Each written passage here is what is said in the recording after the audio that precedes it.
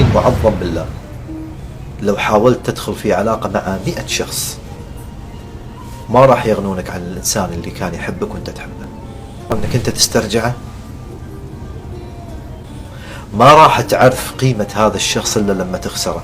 ما تعرف قيمته، هل راح يكون عندك الوقت أو هل راح يكون عندك انت القدرة انك انت تسترجعه؟ بس الإنسان اللي هو يكسرونه ويخذلونه هو الحلقة الأقوى. المشكلة انكم انتم تمشون بالآيات عكس. لما شخص يخونكم انتم اللي تزعلون، لما شخص يخذلكم انتم اللي تبكون، لما شخص ما يكون على مستواكم انتم اللي تشكون وتتأذون. المفروض العكس.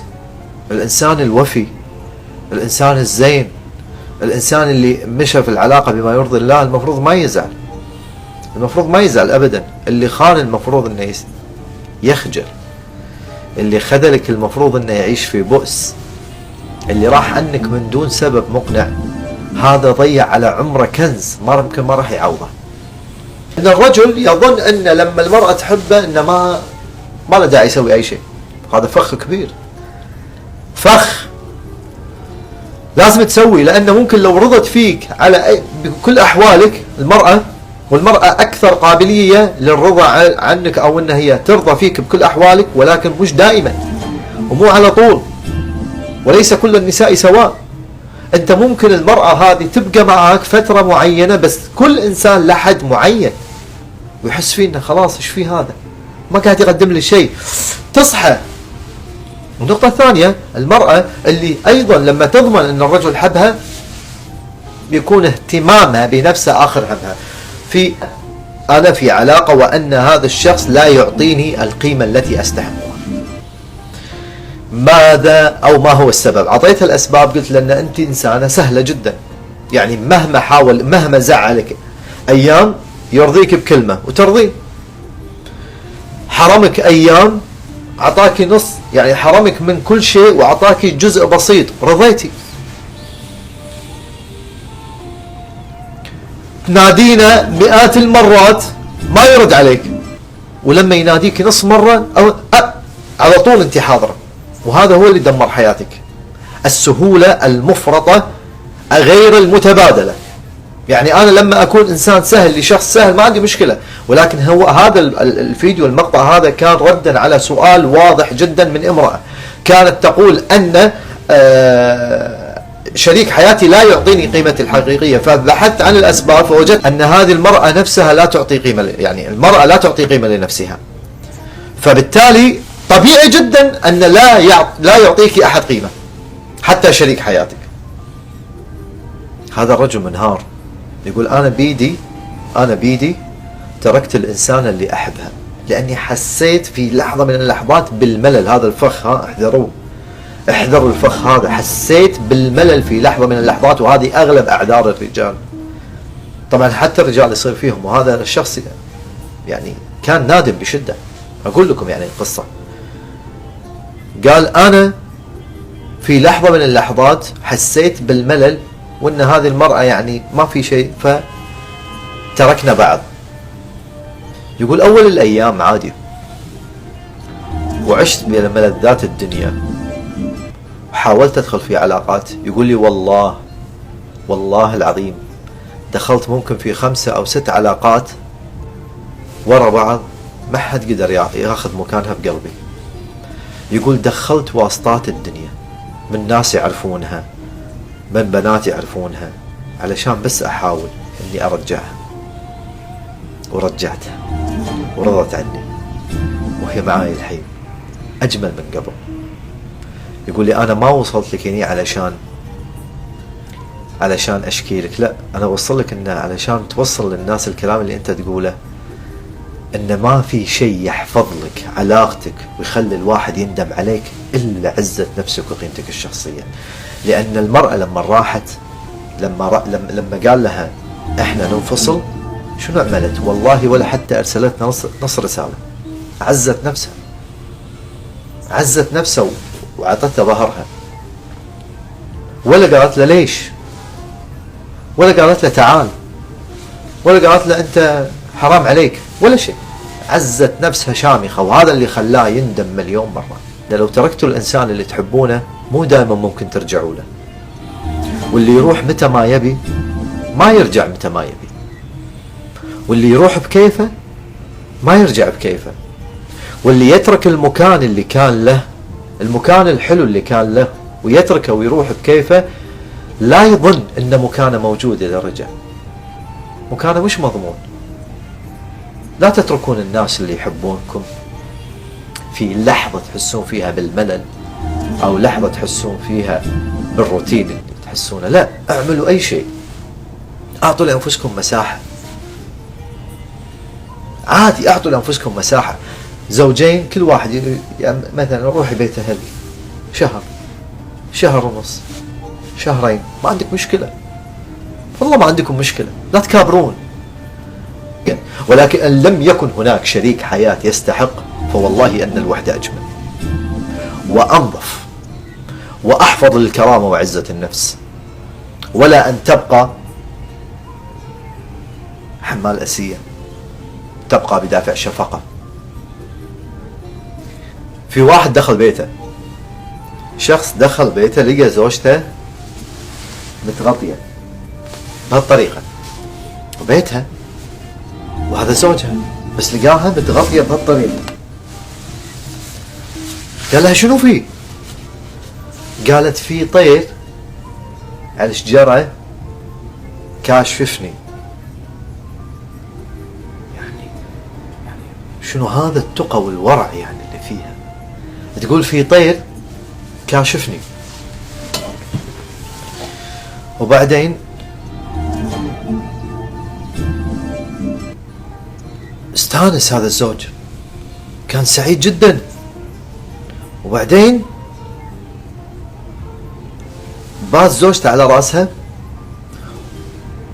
وقص الشجرة كلها علشانها، لأنها إنسانة تقية متدينة عفيفة، تحافظ على زوجها وتحافظ عليه في غيبته. بعد يومين رجع البيت مرة ثانية، لقى زوجته على فراشه مع رجل ثاني.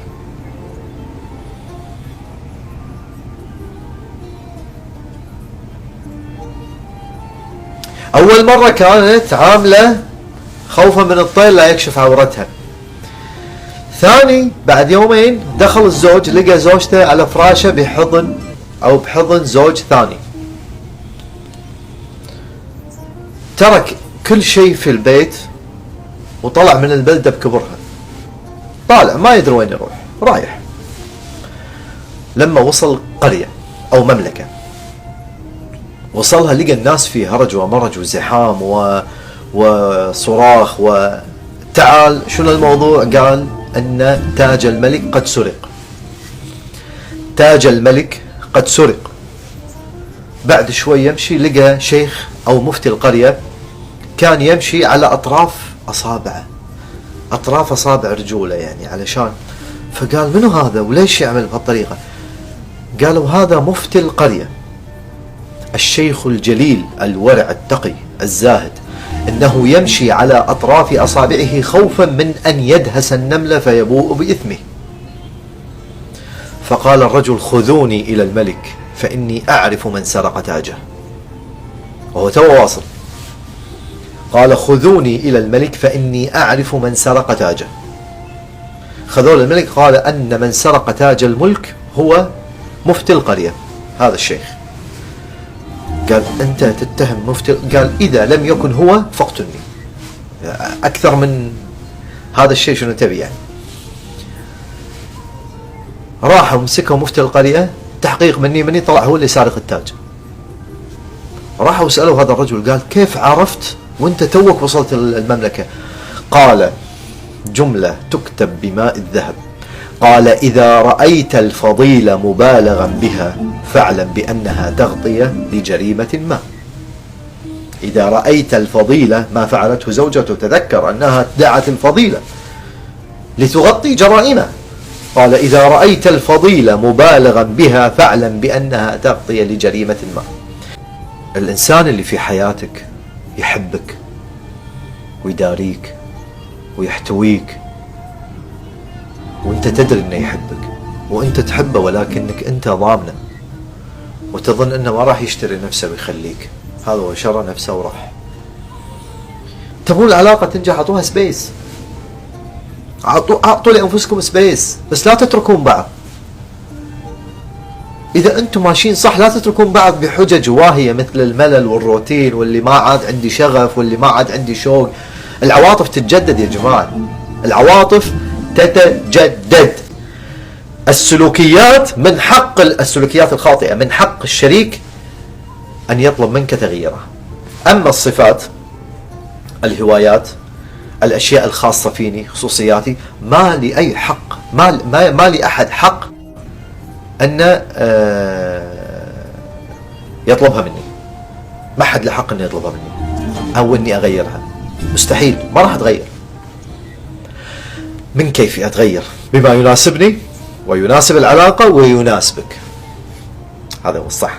علشان لا تفرضون على أنفسكم أو ما حد يفرض عليكم أنكم أنتم